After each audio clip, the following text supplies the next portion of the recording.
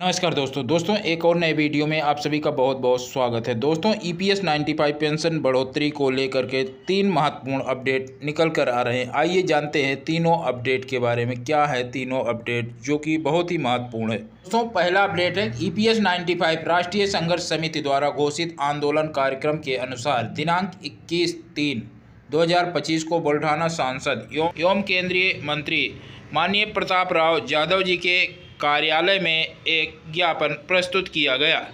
इस अवसर पर जिला अध्यक्ष श्री पीएन मिर्गे, महिला अघाड़ी राष्ट्रीय अध्यक्ष श्रीमती शोभा आर्यस, जिला सचिव श्री पीआर गवाई, बुल्ढाना तालुका सचिव श्री एमएल काले, चिखली तालुका अध्यक्ष श्री डीआर सालोक, विदर्भ समन्वय श्री शैलेश कामानी, एनएसी नेता श्री LY निकम, श्री PS हंस, श्री GS खिलारे और श्री NP देशमुख उपस्थित थे। तो दोस्तों देख सकते हैं कि प्रताप राव जाधव जी के ऑफिस में माननीय प्रधानमंत्री श्री नरेंद्र मोदी जी के नाम का ज्ञापन सौंपा गया।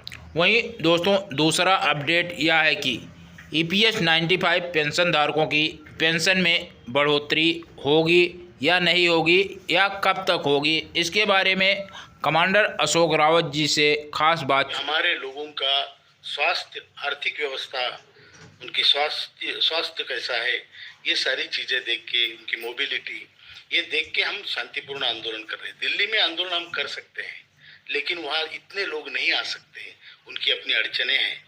और इसलिए, और दूसरी बात यह है कि आंदोलन का, मैं पहले भी कह चुका हूं कि आंदोलन का परिणाम, जो उद्देश्य है वो है सरकार के पास आपकी बात रखना, उनके कानों तक पहुंचाना।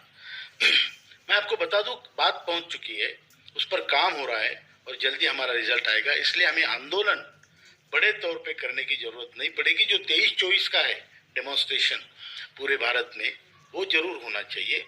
दिल्ली का आंदोलन, अगर हमारा काम स्पेसिफिक अप्रैल तक नहीं होता है, अप्रैल एंड तक, तो हम जरूर आंदोलन करेंगे, बड़ा करेंगे। अरे हम तो लड़ने मरने के लिए तैयार है, वो बात छोड़िए।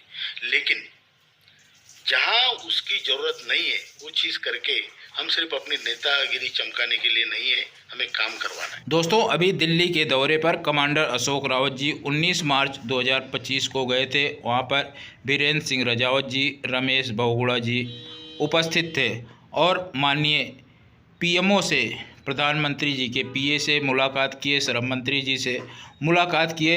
क्या कुछ हुआ वहाँ पर बातचीत हुई, आइए सुनते हैं कमांडर अशोक रावत जी से। कल्प लेके गए थे, उसमें हमारा उद्देश्य था कि हम आदरणीय डॉक्टर जितेंद्र सिंह जी जो पीएमओ के राज्य मंत्री है, उनको मिलके पीएमओ का या प्राइम मिनिस्टर ऑफिस का इसमें इंटरवेंशन जल्दी कराने के लिए कोशिश करें। और दूसरा हमारा उद्देश्य था कि आदरणीय हमारे मनसुख मांडविया जी जो कामगार मंत्री हैं, उनको मिले और उनको भी कहें कि आप स्पीड बढ़ाइए सर, नहीं तो लोग बहुत परेशान हैं, लोगों में उद्वेग है, रोष है। इसके लिए हम गए थे। मैं वहाँ एक ही दिन रुक पाया और बाकी मुझे कुछ इमरजेंसी आ गई तो मुझे वापस आना पड़ा। उस दिन हमने सब ये मीटिंगें तय कर ली, सबसे बात की, मीटिंगें तय हुई और उसके तहत 19 तारीख को, मतलब 19 तारीख को कल हमारे आदरणीय वीरेंद्र सिंह जी जो हमारे महासचिव है और PN पाटिल जी जो हमारे मुख्य सलाहकार है और उसी प्रकार रमेश बहुगुणा जी जो राष्ट्रीय सचिव है हमारे दिल्ली में रहने वाले, तो ये 3 लोग जाके जो हमारे अमरावती के सांसद है राज्यसभा के डॉक्टर अनिल बुंडे जी, उनके माध्यम से वो डॉक्टर जितेंद्र सिंह जी से मिले, चर्चा हुई, बहुत देर तक हुई, बहुत पॉजिटिव हुई, ये मैं आपको बता दूं। उसके बाद वो श्रम मंत्री जी से भी मिले, उन्होंने भी समय दिया। उन्होंने इतना ही कहा, भाई आपका काम मिशन मोड पे हो रहा है, मतलब जोरदार हो रहा है, वॉर फुटिंग पे हो रहा है और आपका काम जल्दी से जल्दी होगा। आप लोगों में जाके बताइए, असंतुष्ट मत होइए, आपका जो काम है उसके ऊपर सरकार का पूरी मतलब एनर्जी लगा रहे हैं लोग जो उनके IAS अधिकारी है। ये बात और है कि ये काम 3 मंत्रालयों में, पहले भी बोल चुका हूँ, 3 मंत्रालयों का काम है, एक मंत्री का काम नहीं है। ये कामगार मंत्री, उसी के बाद आपके वित्त मंत्री और पीएमओ, ये 3 मंत्रालय मिलके काम करने वाले हैं। रिजल्ट जल्दी आएगा, ये मंत्री जी ने फिर से हमें आश्वस्त किया है।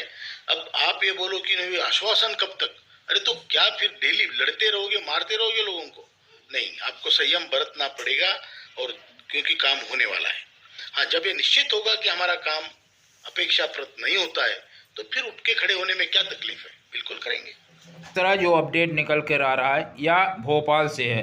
भोपाल में माननीय प्रधानमंत्री श्री नरेंद्र मोदी जी के नाम का ज्ञापन जिलाधिकारी भोपाल मध्य प्रदेश में दिया गया या 21 मार्च 2025 को सौंपा गया। यहाँ पर EPS 95 पेंशनरों की जो मांग है 1000 रुपये से बढ़ाकर 7500 रुपये किया जाए, इसी मुद्दे को लेकर के ज्ञापन दिया गया। देख सकते हैं क्या कुछ इस ज्ञापन में अपडेट किया गया है। विषय में देखेंगे EPS 95 पेंशन 7500 रुपये महीना करने एवं पेंशन भोगियों के मुद्दों के निराकरण हेतु अनुरोध। देख सकते हैं आदरणीय महोदय सविनय सादर है कि राज्य एवं केंद्र सरकार के सार्वजनिक निजी एवं तो दोस्तों देख सकते हैं यहाँ पर भी EPS 95 पेंशन धारकों की मिनिमम पेंशन बढ़ोतरी को लेकर के वही अपडेट किया गया है। पहले 417 जमा किए, फिर 541, फिर 1250 रुपये सभी EPS 95 पेंशनर जमा किए हैं। उसी की मांग कर रहे हैं कि उनको कम से कम 7500 रुपये मिनिमम पेंशन दी जाए। वहीं यहाँ पर बताया गया है कि हमारे संगठन द्वारा 8 वर्षों से वृद्ध EPS 95 पेंशनर को न्याय प्रदान कराने की दृष्टि से तहसील स्तर से लेकर राष्ट्रीय स्तर तक विविध प्रकार के अनेकों आंदोलन किए गए। वह संघर्ष अभी भी जारी है। अनेक माननीय सांसदों महानुभावों ने यह मुद्दा सदन में भी उठाया, जिसके बारे में आपको पहले भी वीडियो में बताया गया है। 2013 में सांसद भगत सिंह कोश्यारी की अध्यक्षता में गठित समिति ने न्यूनतम पेंशन 3000 रुपये करने और मुद्रास्फीति सूचकांक से जोड़ने की सिफारिश भी की थी। हालांकि 1/9/2014 से न्यूनतम पेंशन केवल 1000 रुपये दिया गया है। पिछले 10 वर्षों से बढ़ती मुद्रास्फीति सूचकांक को ध्यान में रखते हुए EPS 95 के तहत उपलब्ध न्यूनतम पेंशन 1000 रुपये से बढ़ाकर 7500 रुपये कर दी जानी चाहिए।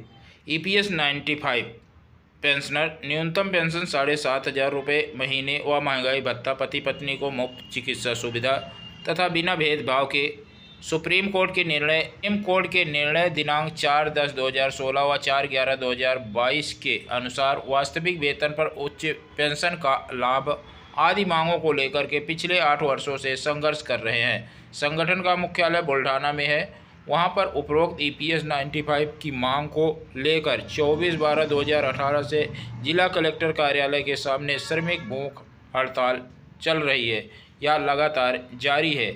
आज इस भूख हड़ताल को 6 साल हो गए हैं। आज जिलाधिकारी के माध्यम से एक ज्ञापन महोदय को प्रस्तुत किया जा रहा है।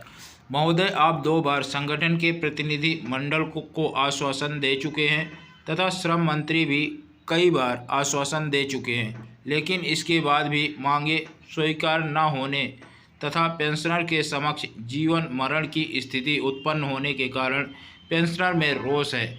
आपके आश्वासन से आशा भी जगी है। इसमें आपकी भूमिका महत्वपूर्ण है। आपसे विनम्र निवेदन है कि कृपया सांसद के इसी सत्र में इन EPS बुजुर्ग की अति अल्प पेंशन धारकों की मांगों को स्वीकार करने की कृपा करें। दोस्तों देख सकते हैं माननीय जिला कलेक्टर ऑफिस में यह ज्ञापन दिया गया माननीय प्रधानमंत्री श्री नरेंद्र मोदी जी के नाम। 21 मार्च 2025 को मध्य प्रदेश भोपाल में ज्ञापन दिया गया। दोस्तों ये थी तीसरी अपडेट। दोस्तों यह जानकारी या अपडेट पसंद आए वीडियो को लाइक करेंगे, इस चैनल पर नए चैनल को सब्सक्राइब कर लेंगे। धन्यवाद। जय हिंद, जय भारत।